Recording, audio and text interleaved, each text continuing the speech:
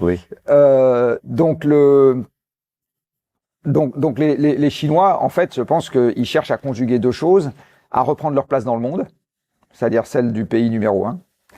Et par ailleurs, comme c'est un pays planificateur d'ingénieurs, ils cherchent également à se mettre en bonne position face à la contrainte. Alors il y a deux manières de se mettre en bonne position face à la contrainte, c'est accaparer ce qui reste. Donc ils le font de manière beaucoup plus subtile que les Américains, parce que eux, en fait, ils font pas la guerre, ils se débrouillent pour avoir une domination économique. Et les Chinois planifient. Les Chinois, alors c'est un pouvoir autoritaire dont à mon avis, qu'on n'aimerait pas trop ici. Les États-Unis aussi. Alors les États-Unis, c'est un peu différent. Enfin, aujourd'hui. C'est un peu différent. Moi, je dirais que les États-Unis, c'est un pouvoir qui ne prétend pas tout régenter dans la vie des individus. Par contre, quand on s'y frotte, ça peut être très violent. C'est un pays très judiciarisé, et si on est du mauvais côté de la barrière, ça se passe très mal.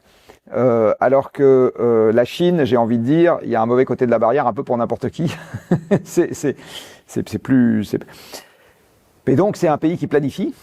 Et c'est ça qui lui donne aussi un avantage énorme. Là, en fait, on est en train de se rendre compte en Occident des limites de l'économie de marché, où on a dit l'État n'a plus à se mêler de la conduite des affaires économiques, c'est les acteurs qui vont s'en occuper.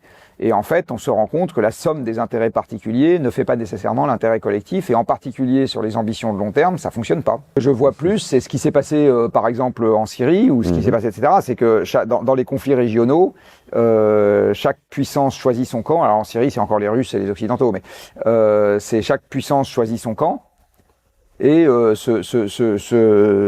donne à son camp les moyens d'essayer de taper sur le camp d'en face qui est soutenu par la grande puissance d'en face. C'est-à-dire qu'à partir du moment où une grande puissance a choisi son poulain, son dauphin, en général, le camp d'en face vient aider le belligérant d'en face.